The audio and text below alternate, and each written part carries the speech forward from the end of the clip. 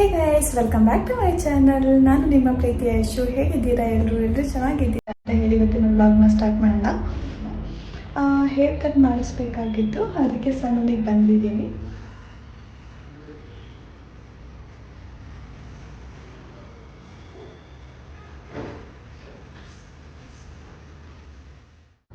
ನಾನು ಹೋಗಿರೋದು ಸ್ಪಿನ್ ಸಲೂನ್ಗೆ. ಇಲ್ಲಿ ಹೇರ್ ವಾಶ್ ಮಾಡ್ತಾ ಇದ್ದಾರೆ. ಫಸ್ಟ್ ಹೇರ್ ಕಟ್ಗಿಂತ ಮುಂಚೆ ಹೇರ್ ವಾಶ್ ಮಾಡ್ತಾರೆ, ಆಮೇಲೆ ಹೇರ್ ವಾಶ್ ಆದಮೇಲೆ ಹಾಗೆ ಸ್ವಲ್ಪ ಕೂದಲು ಡ್ರೈ ಆದಮೇಲೆ ಸಿರಮ್ ಅಪ್ಲೈ ಮಾಡ್ತಾರೆ.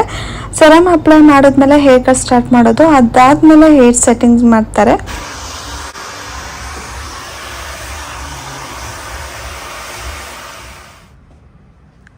ಆಫ್ಟರ್ ಹೇರ್ ಸೆಟ್ಟಿಂಗ್ ನೋಡಿ ಈ ಥರ ಕಾಣಿಸ್ತಾ ಇದೆ. ಸೊ ನಾನು ಮಾಡಿಸಿದ್ದು ಲೇಯರ್ ಕಟ್ಟು, ಚೆನ್ನಾಗಿ ಬಂದಿತ್ತು ಹೇರ್ ಕಟ್ಟು. ನಾನು ಹೇರ್ ಕಟ್ ಮಾಡಿಸಿದ ರೀಸನ್ ಏನಂತಂದರೆ, ಇವತ್ತು ನಮ್ಮದು ವೆಡ್ಡಿಂಗ್ ಆ್ಯನಿವರ್ಸರಿ ಇತ್ತು. ಅದಕ್ಕೆ ಹೇರ್ ಕಟ್ ಮಾಡಿಸ್ಕೊಂಡು ಮನೆಗೆ ಹೋಗಿ ಎಲ್ಲಿಗೆ ಹೋಗೋದು ಅಂತ ಡಿಸೈಡ್ ಮಾಡಿ, ಆಮೇಲೆ ಆ್ಯಕ್ಚುಲಿ ಇವತ್ತು ಥರ್ಸ್ಡೇ ಇತ್ತು, ಎಲ್ಲೂ ಹೋಗಬಾರ್ದು ಅಂತ ಅನಿಸ್ತಾ ಏನಕ್ಕೆ ಅಂತಂದರೆ ನಾವು ಥರ್ಸ್ಡೇಸ್ ನಾನ್ ವೆಜ್ ತಿನ್ನಲ್ಲ.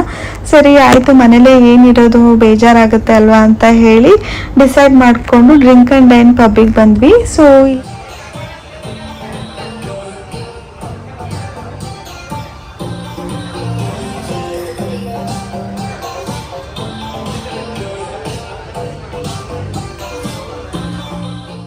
ಇದು ನನ್ನ ಇವತ್ತಿನ ಔಟ್ಫಿಟ್ಟು. ಈ ಡ್ರೆಸ್ನ ನಾವು ಫ್ಲಿಪ್ಕಾರ್ಟಲ್ಲಿ ತೊಗೊಂಡಿದ್ದು.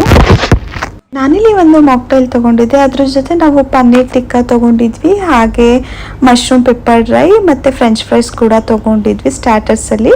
ಹಾಗೆ ಮೇನ್ ಕೋರ್ಸಲ್ಲಿ ಜಸ್ಟ್ ಒಂದು ನೂಡಲ್ಸ್ನ ತಿಂದ್ವಿ.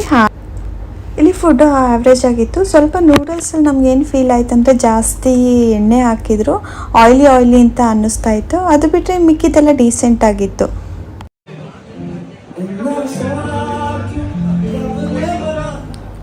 ಇಲ್ಲಿಗೆ ನಾನು ಇವತ್ತಿನ ವ್ಲಾಗ್ನ ಮುಗಿಸ್ತಾ ಇದ್ದೀನಿ. ಯಾರೆಲ್ಲ ನನ್ನ ವಿಡಿಯೋ ನೋಡ್ತಾ ಇದ್ದೀರಾ, ಇಷ್ಟ ಆಗಿದ್ರೆ ಲೈಕ್ ಮಾಡಿ, ಶೇರ್ ಮಾಡಿ, ಹಾಗೆ ಸಬ್ಸ್ಕ್ರೈಬ್ ಮಾಡಿ.